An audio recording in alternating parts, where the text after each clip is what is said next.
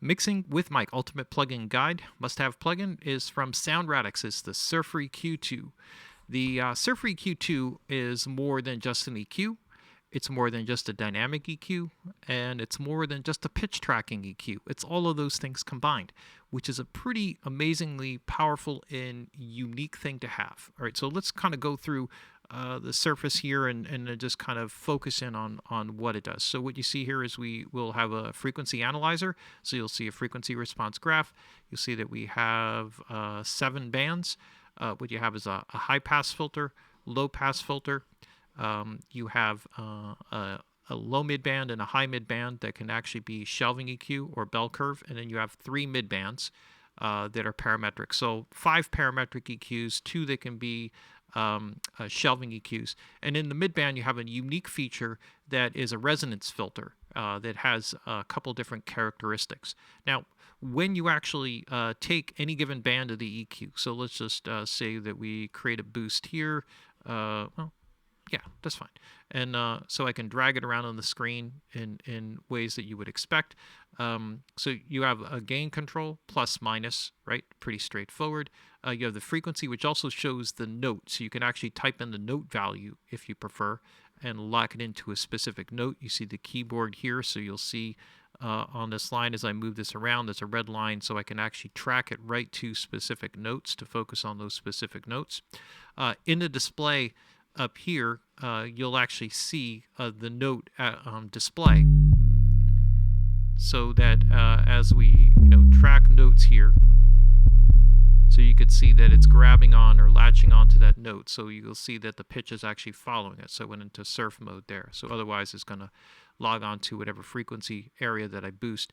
I can actually focus it with different frequencies. So just so you could see how there's a resonance there. So you have 4 different characteristic filter types that are all warm and rich. So you could see like a wider, heavier resonance that looks very Pultec-like, and a much broader boost characteristic, and also one here at the top that actually narrows, very Pultec-like when you boost. So you get the 4 different Q characteristics, and when you do that, in particular on you get basically first, second, third, fourth order filters is more or less what you get through them, but also with some resonances that are kind of built in different ways. So we have all of that. We could turn the band on and off, pretty straightforward, and then we can make it a dynamic EQ. So you could see here we'll have a threshold here, so that when the signal comes in, it will make that boost and then it will go away, and so I can set my threshold here accordingly.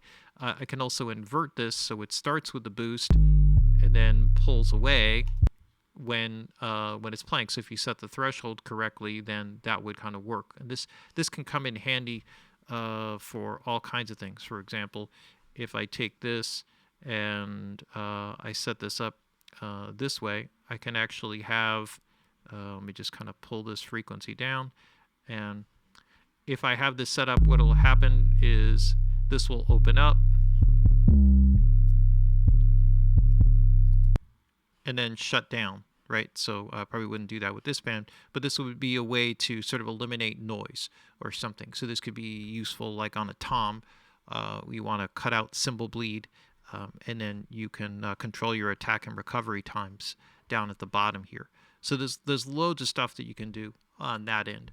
So it will track pitch. I'll show you how this works. So if we set it to surf mode, and all 7 bands can operate in surf mode, I'm going to take the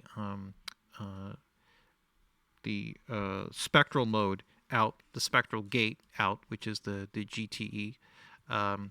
And what I'm going to do is I'm going to find kind of a boost point here. So when I work with this, I can work in different levels or different.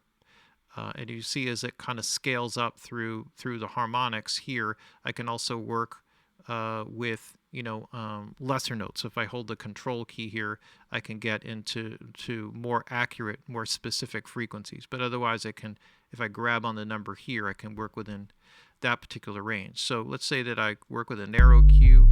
I can actually focus here. Oh, I think I kind of doubled up my bands here, so I was kind of mixed up. There we go.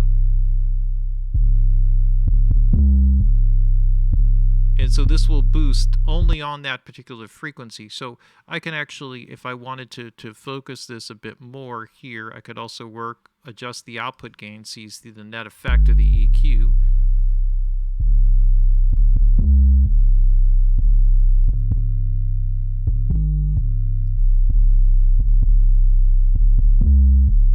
Right, so I can kind of create focus points, and if I wanted to, for example, I could create another one here that's going to surf, and this will pop up at a higher harmonic, and then kind of follow. And that'll give me a little bit more of a note, palatable note, so that's in the 100 hertz range.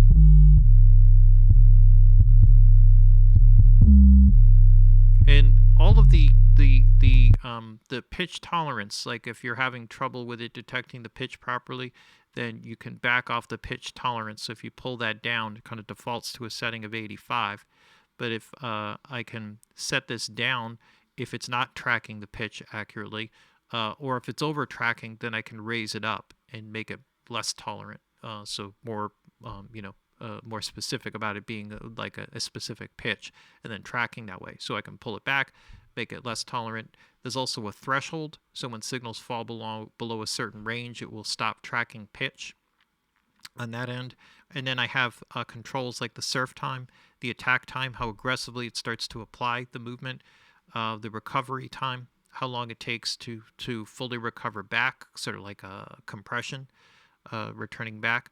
And then there's the surf time, how smoothly it travels from note to note. And that ends up being a very relevant thing as well, right? So here, let me just zoom out here, focus in. There we go. I think I accidentally hit a return key. Set my cursor back around.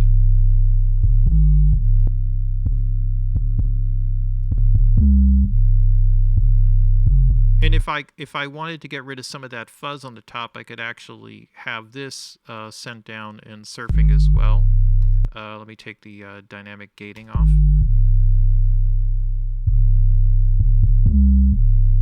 And then it will kind of track around and move along with that.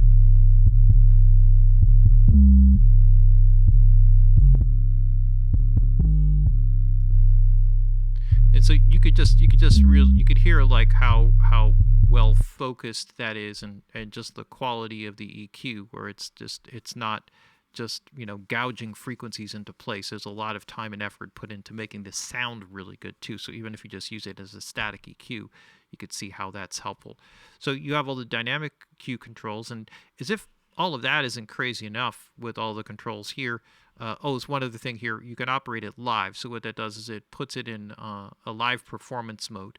The time it takes for it to detect the pitch and apply the equalization takes about 20 milliseconds, so that's pretty fast. It's very fast, actually. It doesn't create that type of latency. That's how long it takes. In other words, it's what they call zero latency. In other words, it'll work really quick. It just takes a little bit. There's still this time it takes to actually apply the EQ movements, but that's fine. So that will be it'll be past the transient, but well into the RMS signal, which is what you're really going to be following, because that's more or less where the pitch starts to take effect. So you can control the settings from that. So otherwise, it'll buffer everything and work from that mode. So let's see, what else do we have? Oh yeah, so one other thing that is very cool here, and this is a truly unique one, is a resonant filter. So let me do those bands. And what we have here, if we turn on the resonant filter here, is in this case, I have 8 different resonant filter types, and they're changed by the Q knob right here. So if we just kind of audition some of this, I'm going to pull the gain down a little bit, and I have it tracking.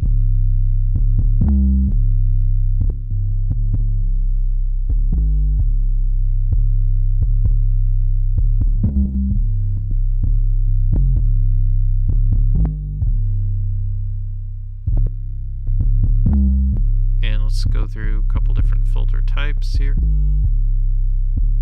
Some will be more have more characteristic than others. This may not be the best example with the bass.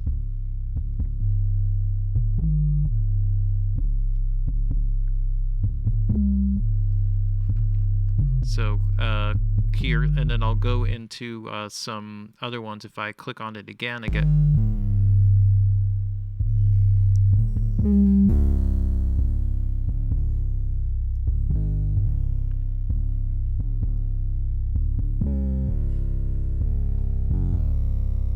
So you get some kind of crazy, unique filters there. Here's another one. This is way off the hook.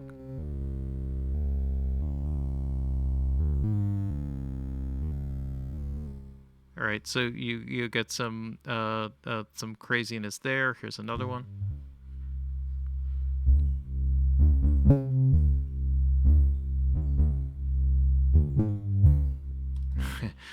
And of course the different sonic characteristics will come out based on the sound. So this is very low frequencies. You start to get into more mid-range frequencies.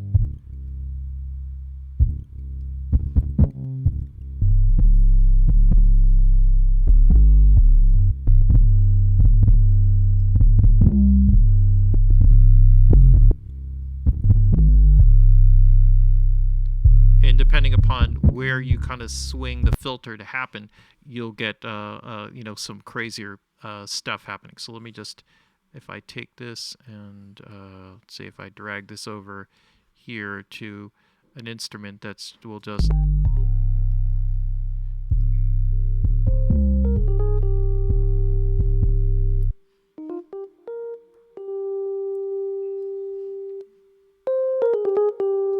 And then if we put something like this...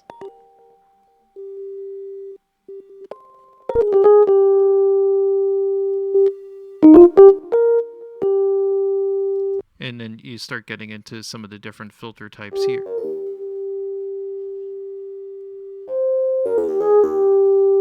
You can really, create some heavier sounds.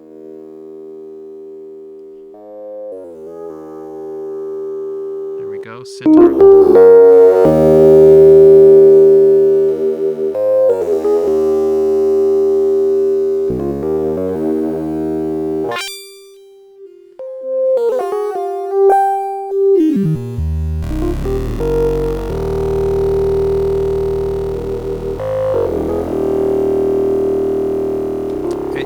And I think you get the basic idea there of what that can do. So it can really latch on and create some pretty wild things. The crazier ones here are in the second of the two. So that's off. There is the green resonant filter and the blue types, and then they all change with that. But I just wanted to give you another idea outside of what that bass thing does. So it's a creative tool. It's a very unique tool in terms of the pitch tracking, so you can take something and really focus a vocal and have that EQ really track the pitch of the vocal. You can use it as a simple dynamic thing to only work and kind of cut out particular things like S's and stuff like that. You can use it as a noise reduction, kind of dampening thing, so it shuts down frequencies when an instrument's not playing.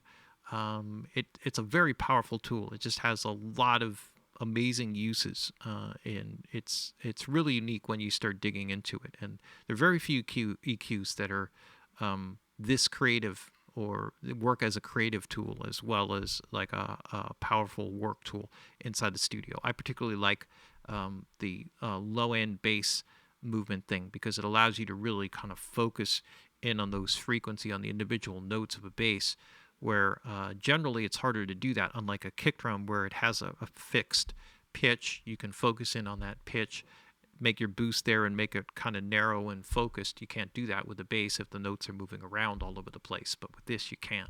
And that's a very powerful tool to really shaping low end and kind of working with anything. Really great one. So a favorite, a must-have in my collection. I think it should be in yours too. It's Ultimate Plugin Guide from Mixing with Mike. Must-have plugin, Sound Radix Surfer EQ 2.